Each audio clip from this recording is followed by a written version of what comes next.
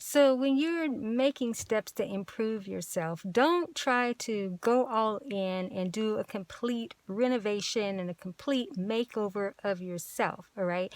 You can't demolition yourself too abruptly and do too much demolition in a sense and disruptions.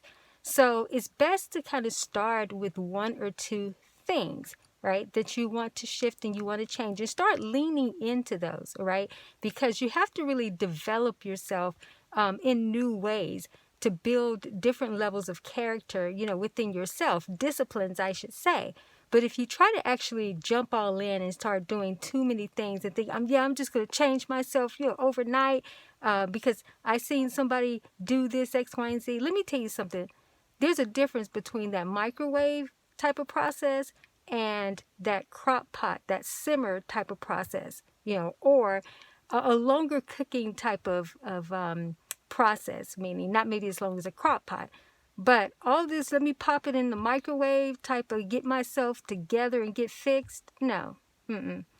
That you shouldn't even want that, all right? You shouldn't even want that. There are some things that you want, that development stage, to not necessarily be hard, but you want it to actually be a process that you can appreciate and never take for granted that, oh, okay, I was this way, I did this, and then I woke up one morning, I just did this, and boom, yeah, I've changed, And I'm not saying, don't get me wrong, because I'm not saying that there aren't certain areas in life that you actually can do that. But I think that when you come across those areas, they're not ones that you have actually had to really do some deep work around. It may be that, okay, there's a mindset shift that you need to change, or you just woke up one morning and say, I'm tired of dealing with drama, X, Y, and Z, and then you kind of remove yourself from those situations, all right?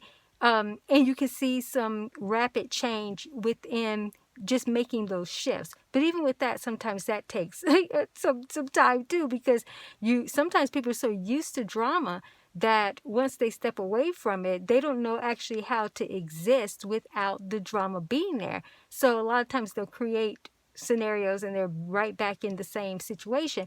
But this is why processes are actually beneficial, when you can take the time to do the inner work and take the time to not microwave yourself, so to speak. Again, you got to use discernment. I'm not saying in all cases, because there are some things you need to make some quick shifts and adjustments, and interrupt yourself abruptly and make some changes. But again, anything worth developing for you to be really transformed or evolved, these are practices that have to be embodied, right? So embodiment doesn't just happen overnight.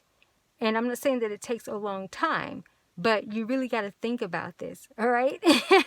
So I can really talk about this topic and go all in, especially with the multi-level layers of work that I do, even with others around this, and then what I've had to do for myself. But I just want you to really think about, your transformational process and how you need to actually take your time with it. Again, discover where you can accelerate and discover what are the areas, though, that you need to just allow a process to ensue, because that's where you're going to get the greater benefits. All right. So just my food for thought, and I'll be back with more videos soon.